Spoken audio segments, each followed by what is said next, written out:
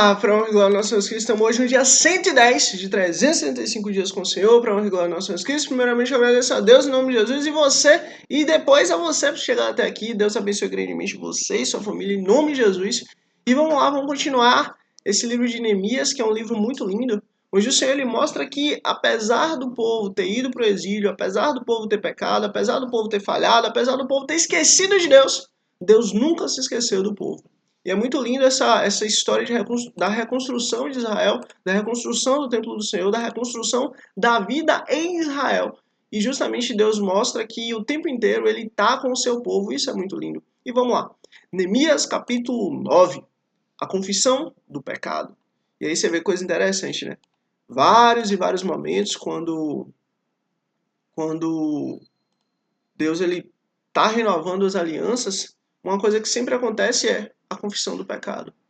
Olha, nós precisamos abrir a boca e falar: Deus, eu pequei. Deus, eu errei. Deus, eu falhei. Deus, eu fiz conforme a minha vontade, conforme meu desejo, conforme meu entendimento, conforme a minha vontade, conforme a minha força, conforme a minha carne. A gente tem que abrir a boca e falar. Porque assim, isso é sinceridade com Deus. Deus conhece nossa estrutura, Deus conhece nosso pecado, Deus conhece nosso coração. E justamente o primeiro passo para vencermos o pecado é confessarmos o pecado. Confessarmos a Deus o pecado. Deus, eu errei. Deus, eu falhei. Deus, eu pequei. E desta forma, aí sim, a graça dele se manifesta. Então, assim, não tenha medo de falar o seu erro, sua falha para Deus. Eu mesmo falo de mim. Já aconteceu de ter momentos que eu tive vergonha de falar com Deus, que eu tive vergonha de orar, que eu tive vergonha de entrar na presença do Senhor, porque eu errei, porque eu falhei, porque eu pequei. Mas isso é um erro, uma falha, é uma dificuldade da nossa parte, não da dele. E justamente o que ele quer é o contrário.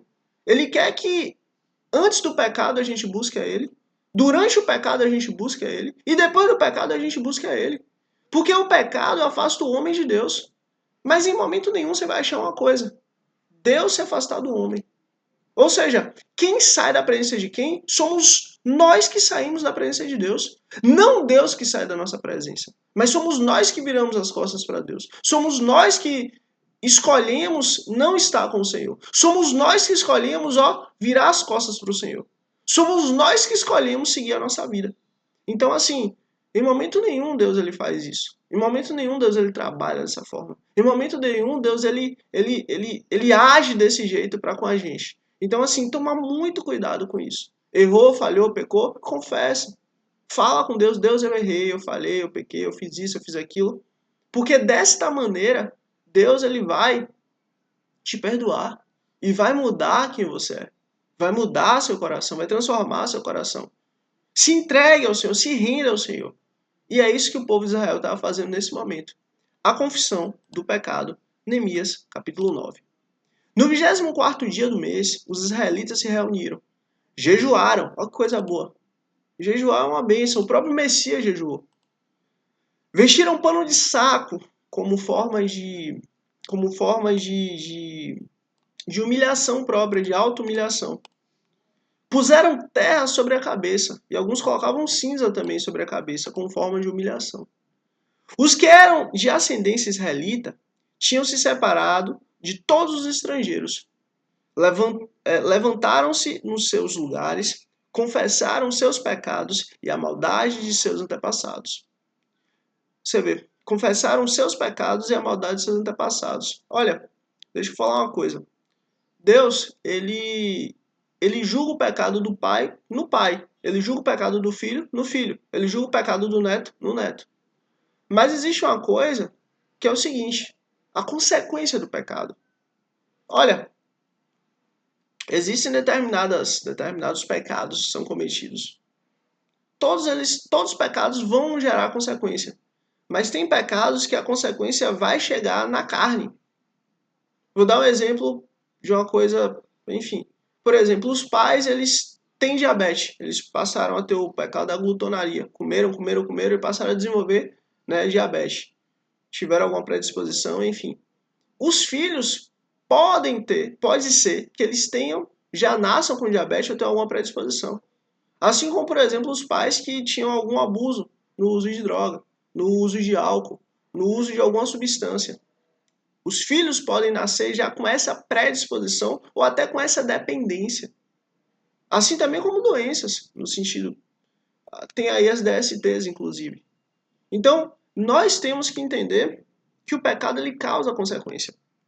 Vou dar esse exemplo da DST, por exemplo. Se os pais, né, o pai ou a mãe, tivesse pelo menos se rendido ao Senhor, se entregado ao Senhor, confessado ali suas vontades, seus desejos, provavelmente eles não iriam ter essas DSTs. E, por sua vez, não iriam passar para os seus filhos ou até para os seus netos.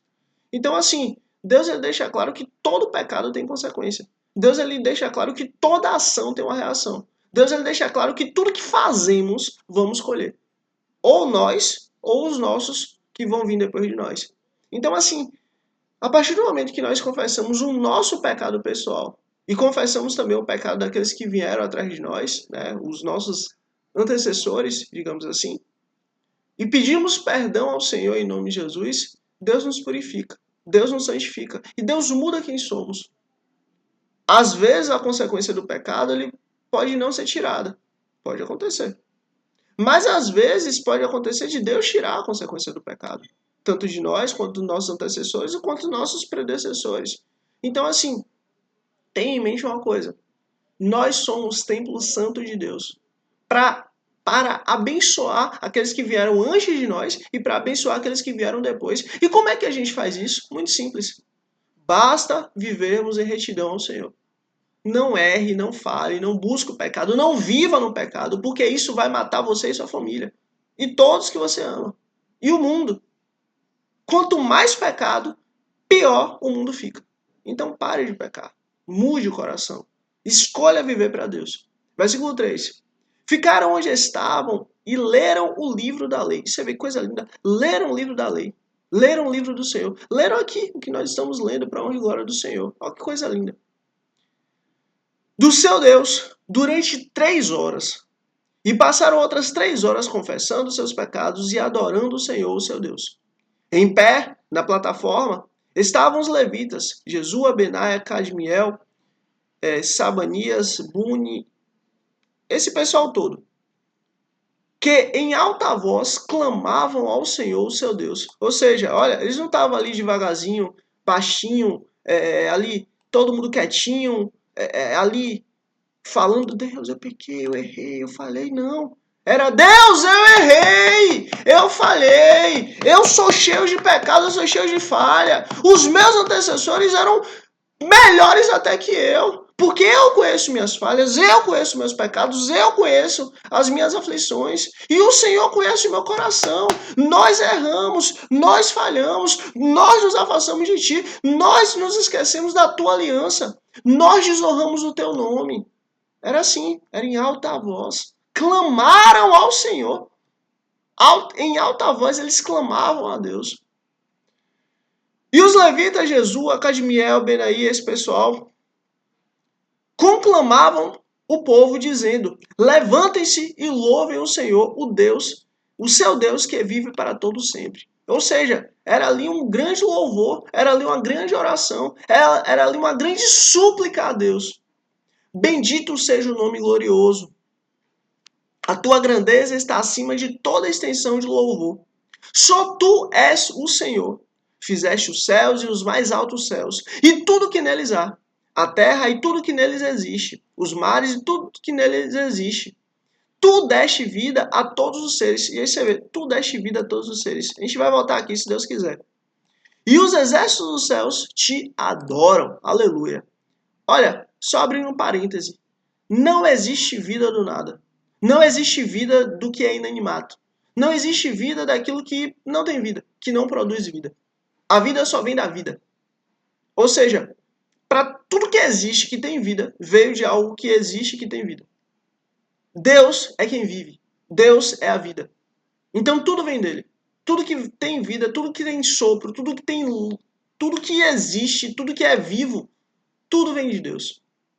Tu que deste a vida a todos os seres, aos animais, aos vegetais, aos seres mais complexos como nós.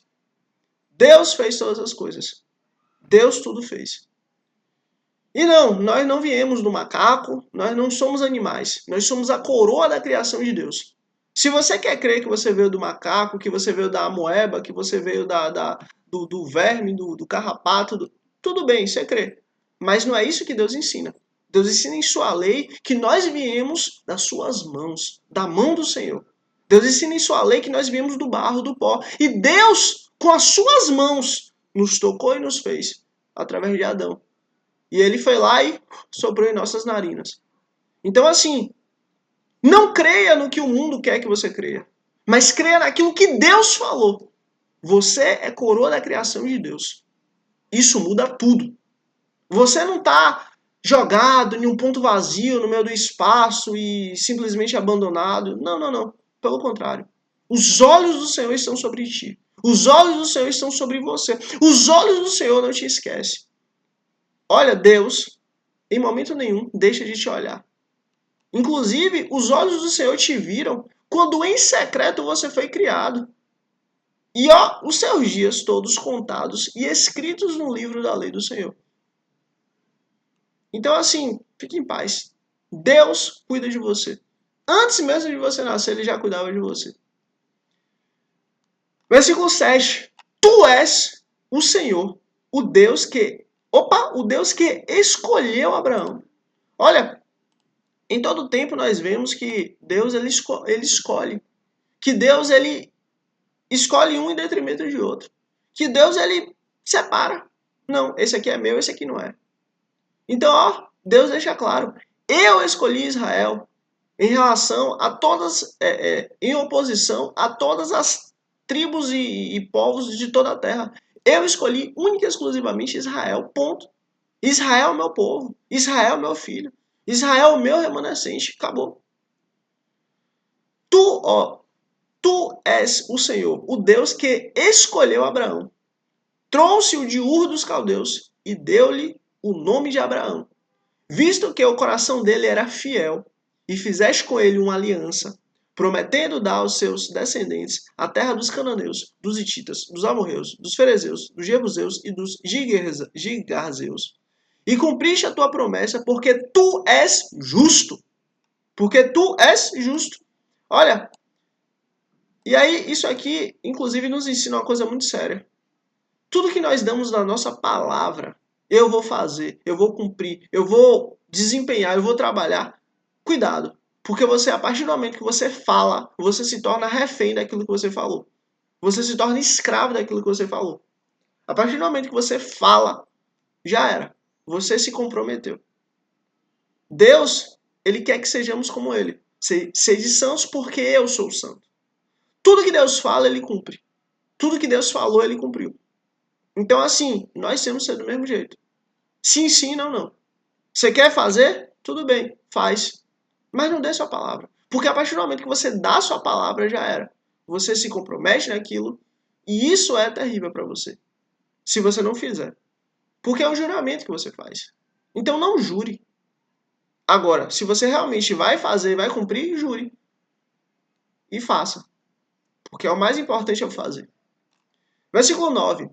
Viste o sofrimento dos nossos antepassados no Egito, e ouviste o clamor deles no Mar Vermelho. Fizeste sinais fizeste sinais de maravilhas contra o faraó e todos os oficiais e contra todo o povo de sua terra, pois sabias com quanta arrogância os egípcios os tratavam. E aí você vê coisa absurda, né? Deus ele via o tratamento dos egípcios para com os judeus. E Deus se levantou. Olha, Deus vê o mal. Deus conhece o mal. E o mal vai ser julgado. E a justiça de Deus vai vir sobre o mal. Alcançaste renome, que permanece até hoje. Dividiste o mar distante deles, para que o atravessassem a seco. Você vê coisa linda, né? Olha, os judeus atravessaram o Mar Vermelho com o pé seco. Mas lançaste os seus perseguidores nas profundezas, como uma pedra em água agitada. Tu os conduziste de dia com a nuvem e de noite com a coluna de fogo, para iluminar o caminho que tinham que percorrer. Você vê, é um Deus que cuida, é um Deus que olha, é um Deus que abriga, é um Deus que está perto, é um Deus que conhece o seu povo, é um Deus que, ó, não está longe, mas está perto. É um Deus que é conhecido por estar no meio do seu povo. Todas as nações ouviam dizer, olha, esse Deus aí que tirou o povo do Egito é um Deus terrível. É um Deus que está com o seu povo. E isso é verdade. É um Deus que nunca abandonou seu povo. E isso é verdade. Sempre lembre de uma coisa. Deus nunca te abandonou e nunca vai te abandonar. Quem abandona a Deus somos nós. Sou eu que abandono a Deus, é você que abandona a Deus. Nossos pecados que abandonam o Senhor. Não, nunca Deus, sempre nós. Vamos lá, versículo 13. Tu desceste ao Monte Sinai. E aí você vê coisa linda, né? O Senhor, ele mora no céu. O céu é a casa de Deus. E o Senhor desceu ao Monte Sinai. Dos céus lhe falaste. Deste-lhe ordenanças justas, leis verdadeiras, decretos e mandamentos excelentes. Olha, decretos e mandamentos excelentes. Isso aqui muda tudo. Porque assim, ó, até então o povo está acostumado com a lei italiana. Olho por olho, dente por dente e acabou. Que por sua vez, eles não tinham entendimento do que é a justiça. Porque o próprio Deus, quando ele traz a respeito das cidade santuário, o próprio Deus está deixando claro uma coisa, olha, pode acontecer de um incidente ocorrer e aquela pessoa perder a vida, mas não por maldade de quem atirou, não, mas simplesmente por causa de uma situação. E a lei de Italião não tinha isso. Era o contrário, era olho por olho, dente por dente. Então, se uma pessoa sem querer tirou a vida do outro, pronto, já era. Então Deus ele traz a justiça, Deus ele traz a piedade, Deus ele traz a misericórdia, Deus ele traz a justiça sobre a terra, que é algo muito melhor, que é algo que funciona de fato. Versículo 14. Fizeste que conhecessem o teu sábado santo e lhes deste ordens, decretos e leis por meio de Moisés teu servo. E olha, deixa eu só pontuar essa questão. O sábado do Senhor é um presente para nós. É o dia que a gente descansa. É o dia que a gente se aproxima de Deus. É o dia que a gente fica em paz com Deus. É o dia que a gente está em paz com nossa família. É o dia que a gente está em paz buscando a presença de Deus. Olha, nós precisamos descansar. E esse descanso aqui, ele é simplesmente uma sombra do descanso eterno que vamos viver. É uma sombra do descanso eterno que vamos passar com o Senhor eternamente. Sem pecado, sem violência, sem maldade. Pelo contrário, passaremos a eternidade descansando com o Senhor, para a honra e glória dele, em paz com Deus. Então, assim, Deus ele aqui só está nos dando, só está nos dando a visão do que vamos viver. Na fome deste-lhes pão do céu, e na sede tiraste para eles água da rocha. Mandaste-os entrar e tomar posse da terra, que sob juramento tinha prometido dar-lhes. E aí você vê, né? Deus deu água, Deus deu comida, Deus deu sua proteção, Deus deu a sua presença ao seu povo o tempo inteiro. Mas os nossos antepassados tornaram-se arrogantes e obstinados, e não obedeceram aos teus mandamentos. E aí você vê, olha, lembra a necessidade de confessar o pecado? Aqui. Olha, os nossos antepassados tinham um coração mau, tinham um coração duro. Queriam fazer o que eles queriam fazer, não o que é para ser feito. É diferente. Eles se recusaram a ouvir-te e esqueceram-se dos milagres que realizaste entre eles. Você vê, esqueceram. Olha, como é que a gente chegou aqui no meu deserto? Sei lá. Um dia eu estava de boa e aí simplesmente eu cheguei até aqui. Foi isso que aconteceu? Não. Tornaram-se obstinados. E aqui, essa palavra que é obstinado não é uma coisa boa. Isso aqui é alguém inflexível, alguém duro. Alguém que não está disposto a mudar. E na sua rebeldia escolheram um líder a fim de voltarem à sua escravidão. Mas tu és um Deus perdoador, um Deus bondoso e misericordioso, muito paciente e cheio de amor, que coisa linda. por isso não os abandonaste. E aí você vê, lembra que Deus falou, olha, não escolham para vocês um rei, como as nações vizinhas querem. Porque se vocês escolherem um rei como as nações vizinhas querem, vocês vão estar perdidos. Vocês não vão ter mais liberdade. Vocês serão escravos, os filhos de vocês serão escravos, os netos de vocês serão escravos. Nunca mais vocês vão ter liberdade. Não escolham para vocês um rei. E o povo falou o quê? Nós queremos o rei. Nós queremos o rei, assim como os nossos vizinhos. Queremos o rei. Mesmo quando fundiram para si um ídolo na forma de bezerro e disseram, este é o seu Deus, que os tirou do Egito. Ou quando proferiram blasfêmias terríveis, foi por tua grande compaixão que não os abandonaste no deserto. E aí você vê, Deus ele podia a qualquer momento ter abandonado o povo dele. Porque o povo errou, porque o povo errou, porque o povo falhou, porque o povo se esqueceu da aliança. Mas o que é que Deus fez? Deus fez o contrário. De dia a nuvem não deixava de guiá-los em seu caminho. Nem de noite a coluna de fogo deixava de brilhar sobre o caminho que deviam percorrer. Deixe o teu bom espírito para instruí-los. E aí você vê que coisa linda, né?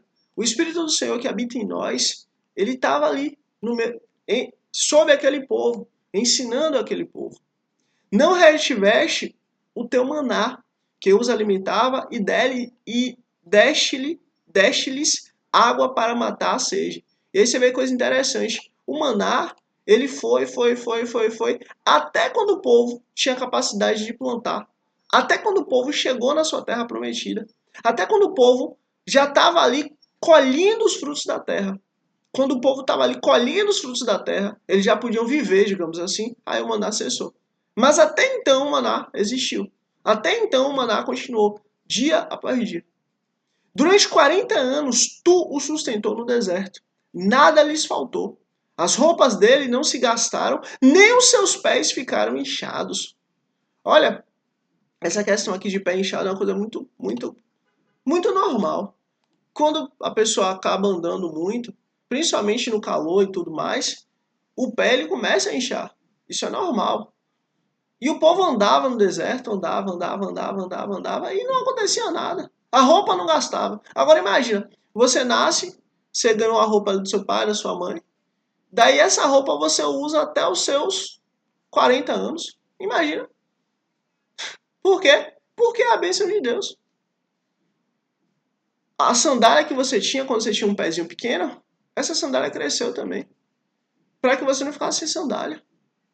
Imagina, isso é a bênção de Deus. Versículo 22.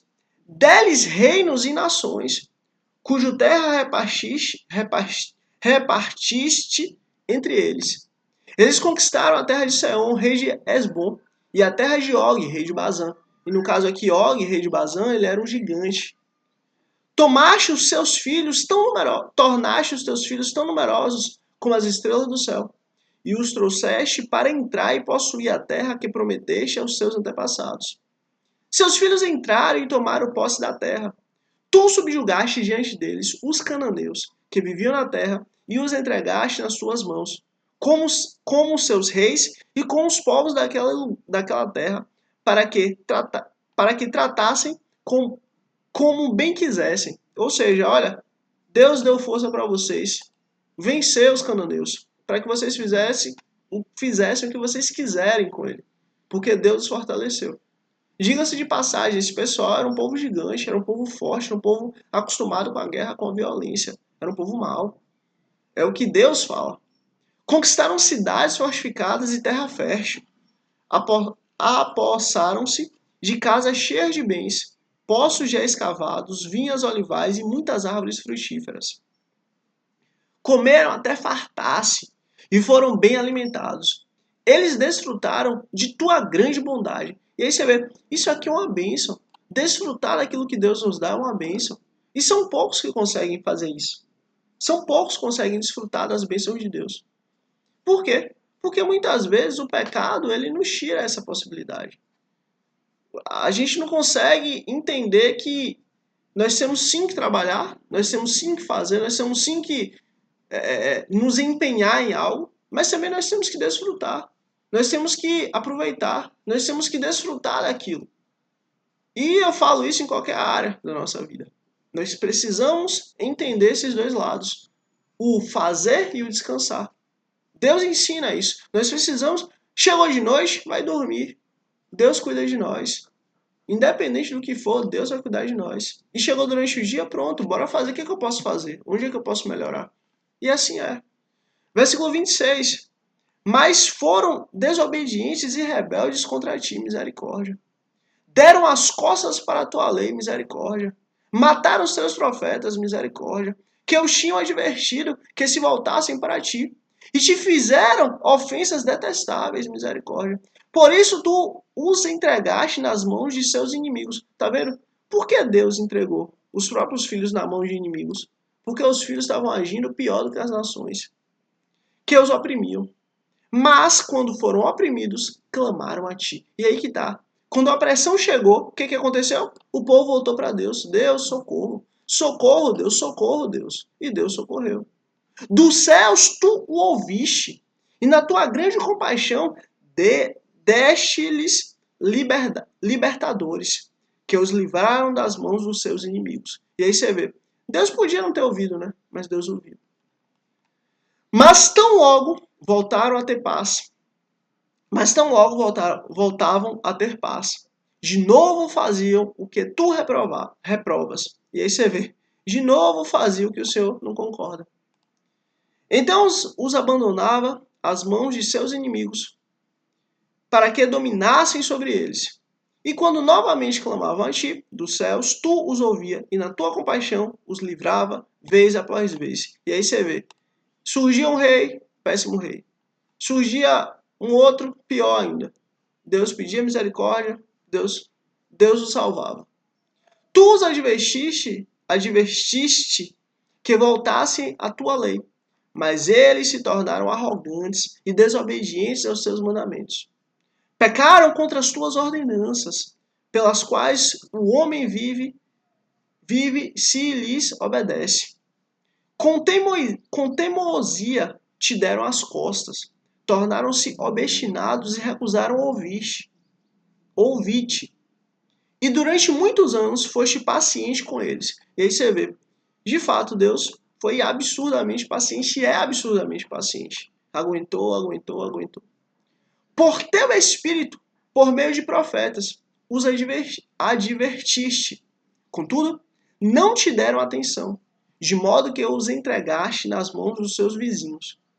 Graças, porém, à tua grande misericórdia, não os destruíste, nem os abandonaste, pois és Deus bondoso e misericordioso. E aí você vê, né? Graças à graça de Deus, o povo não se extraviou de forma completa. Agora, portanto, nosso Deus, ó Deus grande, poderoso e temível, fiel à tua aliança e misericórdia. Aí você vê, fiel à tua aliança e misericórdia. Você vê, Deus ele não abandona. Deus ele não se esquece. Deus ele não abre mão da tua aliança. Deus ele não abre mão da sua misericórdia. Não fiques indiferente a toda a aflição que veio sobre nós. Olha, não fique, por favor, faz alguma coisa, reage, Deus. Nós clamamos pela tua resposta.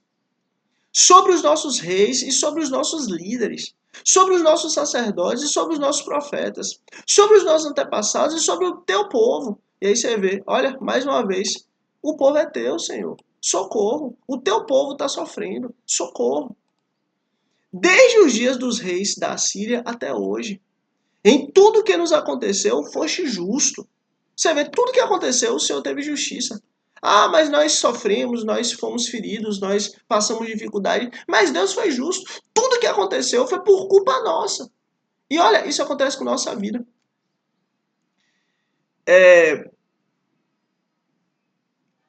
O salário do pecado é a morte. Deus deixou isso claro.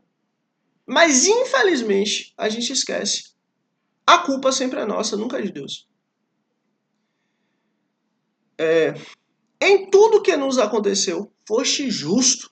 O Senhor foi justo em todo o tempo. Agiste com lealdade, mesmo quando fomos infiéis. Você vê, o homem é infiel, Deus não. Pelo contrário, Deus sempre é fiel.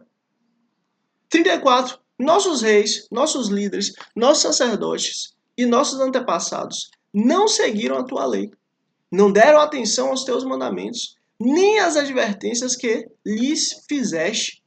Você vê, a gente esqueceu do Senhor, a gente virou as costas para o Senhor. A gente virou as costas para o Senhor, a gente esqueceu do Senhor. Mesmo quando estavam no reino deles, desfrutando de tua grande bondade, na terra espaçosa e fértil que lhes deste, eles te serviram, eles não te serviram, nem abandonaram seus maus caminhos. E aí você vê, mesmo desfrutando da bondade de Deus, mesmo desfrutando da presença de Deus, mesmo desfrutando de tudo que Deus deu de bom, ainda assim, os reis e as pessoas ali, o povo, abandonou a Deus. Vê, porém, que hoje somos escravos, escravos na terra, que deste aos nossos antepassados para que usufruíssem dos seus frutos e das outras boas coisas que ela produz. Por causa dos nossos pecados, você vê, por causa dos nossos pecados, não é por causa da maldade dos outros, não é por causa que os nossos inimigos são fortes, não é por causa que nós nos enfraquecemos, sei lá. Não, por causa dos nossos pecados. Olha, o mal do mundo, a culpa é do pecado. O grande mal do mundo é o pecado. O pecado destrói tudo, o pecado acaba com tudo. Era para o mundo, todo mundo ter comida. Era para todo mundo ter casa, era para todo mundo ter roupa, era para todo mundo ter tudo de bom.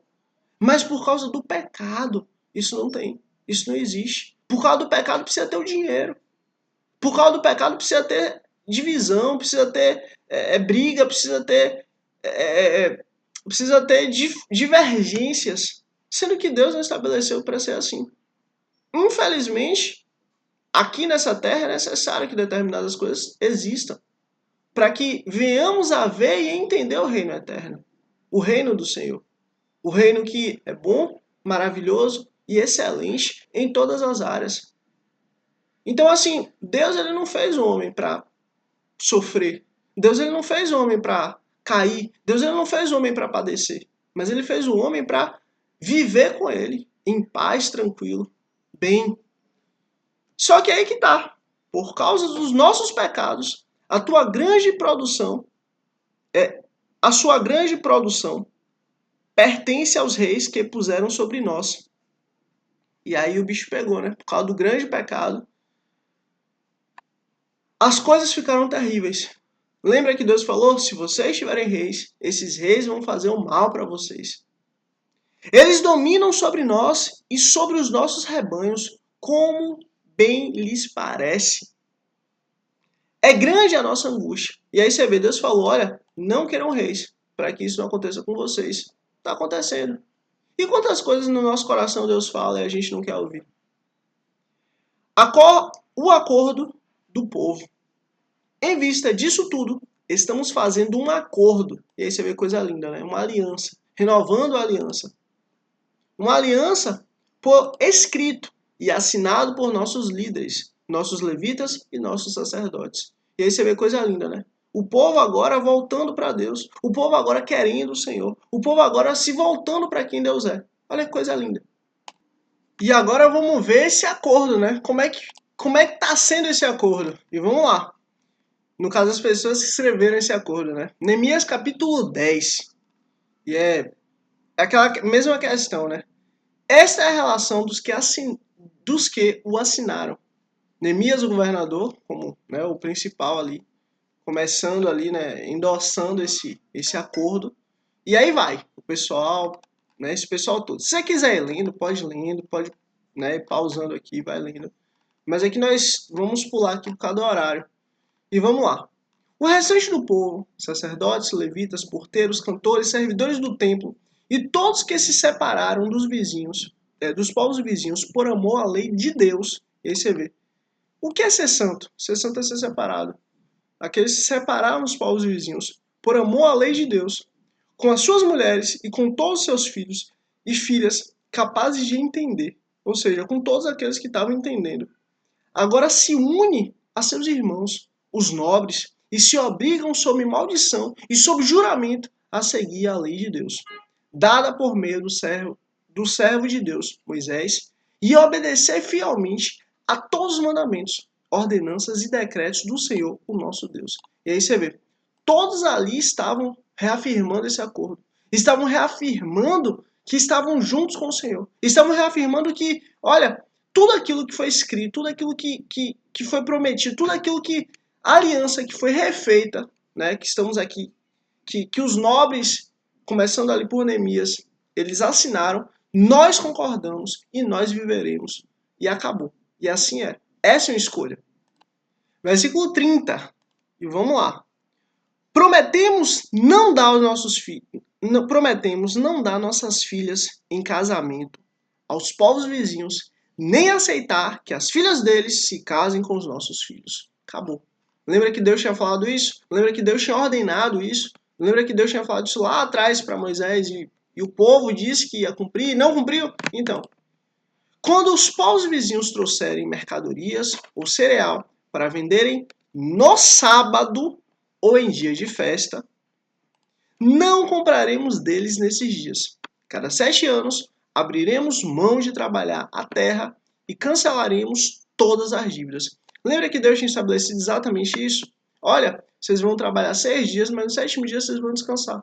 E vocês vão descansar também nas festas. As festas que o Senhor deu são as 7 festas do Cordeiro. E nessas 7 festas vocês não vão trabalhar. Vão ser dias de descanso. Vão ser semanas de descanso. E justamente a cada 6 anos a terra vai trabalhar, mas no 7º ano a terra vai ficar tranquila, quieta, não vai ser trabalhada.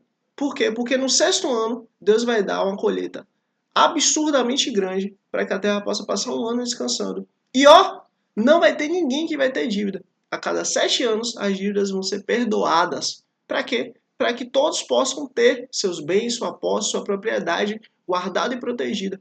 Para que um não venha a ter muito mais que o outro e o outro venha a ter muito menos que o outro, não. Todo mundo vai ter seus bens, sua posse, todo mundo vai ter sua propriedade em paz.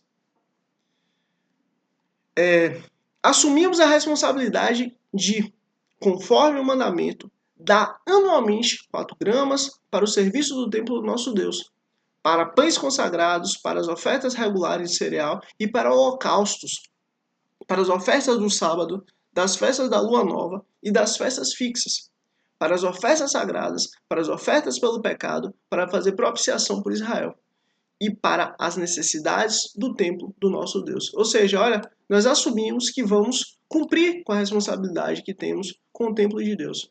Nós assumimos que vamos cumprir com a responsabilidade que temos com a casa do Senhor. E acabou. Assumimos isso. Versículo 34. Também lançamos sorte entre as famílias dos sacerdotes, dos levitas e do povo, para escalar anualmente a família que deverá trazer lenha ao templo do nosso Deus, no tempo determinado, para queimar sobre o altar do Senhor, o nosso Deus, conforme está escrito na lei. E aí você vê coisa linda, né? Estava ali estabelecido exatamente o quê? Estava estabelecendo quem ia fazer isso. Não por ordem de, eu quero você, eu escolho você, não. Por ordem de sorteio, para ser algo justo para todos. Também assumimos a responsabilidade de trazer anualmente ao templo do Senhor os primeiros frutos de nossa colheita e de toda a árvore frutífera. Olha, as primícias, nós assumimos também. Conforme também está escrito na lei. Traremos o primeiro dos nossos filhos e a primeira cria do nosso rebanho, tanto de ovelhas como de bois, para o templo do nosso Deus, para os sacerdotes que ali estiverem ministrando. E aí você vê, né? Quando, no caso, Deus ele estabelece a tribo de Levi, ele deixa uma coisa clara. Olha, os primeiros filhos que vocês têm são meus. Mas para que vocês não venham a não ter o primeiro filho de vocês, eu estabeleço uma tribo para representar esse primeiro filho de vocês, que é a tribo de Levi. Então, justamente Deus, dentro deste contexto, Deus faz o quê? Deus estabelece a tribo de Levi. Agora, mostrando que a graça dele, ela é absurdamente maior. E ele entende, né, que os pais não querem dar seus filhos, né? Então, ele estabelece uma tribo só para isso. Só para representar isso. Além do mais, traremos para os depósitos do templo do nosso Deus, para os sacerdotes, a nossa primeira massa de cereal moído, e as nossas primeiras ofertas de cereal, do fruto de todas as nossas árvores de todo o nosso vinho e azeite. E traremos o dízimo das nossas colheitas para os levitas, pois são eles quem recolhem os dízimos em todas as cidades onde trabalhamos. E aí você vê, né, a importância do dízimo, a 10ª parte. Tudo que Deus te deu, pegue uma parte, divida por 10 e pegue essa 10ª parte e devolva ao Senhor. Porque isso não é seu, é de Deus. Ponto. É o que o Senhor nos ensina. E é aquilo que eles estão mais uma vez reafirmando. O povo mais uma vez está reafirmando isso.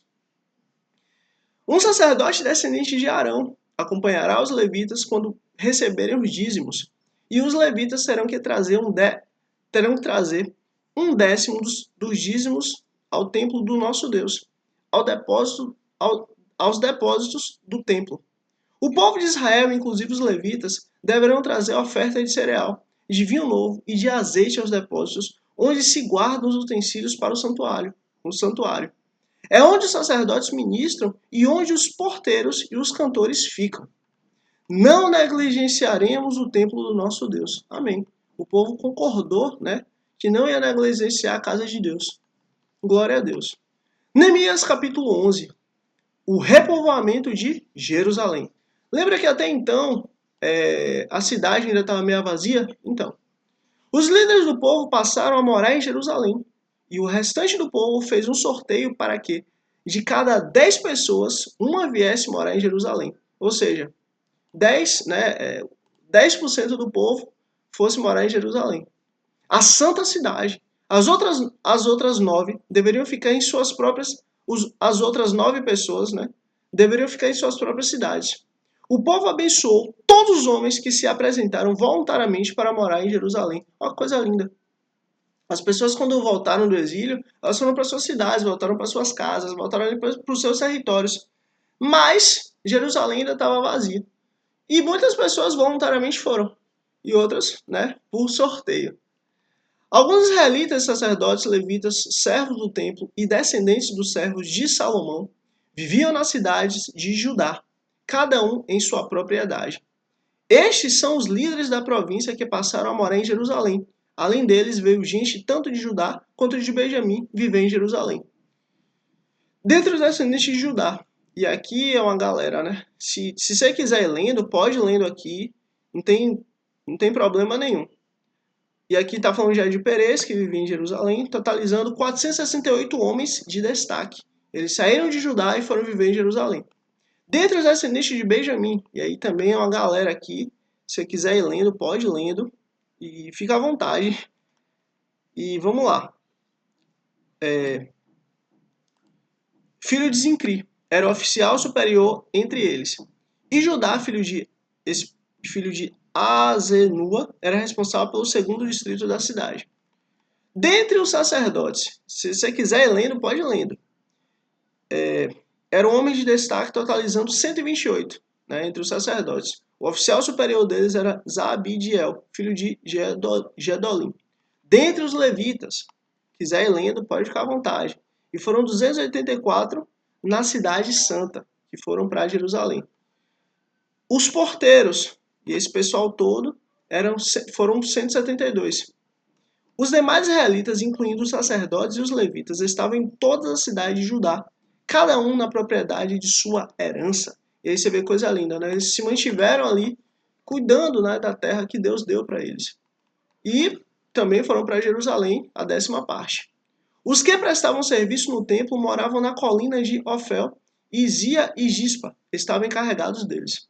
O oficial superior dos levitas em Jerusalém era Uzi, filho de Bani, neto de Asabias, bisneto de Matanias, trineto de Mica. Uzi era um dos descendentes de Asaf, e Asaf era aqui uma bênção do Senhor, que era responsável pelas músicas do templo de Deus.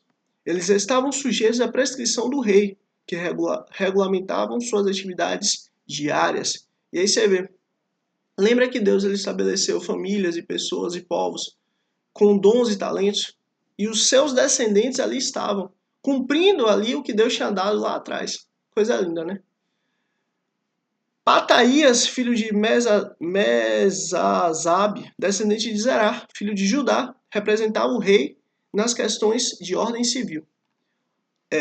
Alguns do povo de Judá foram morar em Kiriat Arba e seus povoados, em Dibon e seus povoados, em Jecabizel e seus povoados. E vamos pular isso aqui, né? Por causa do tempo mesmo. Seus povoados, Laques, até o vale de Inom. Eles se estabeleceram desde Berseba até o vale de Inom.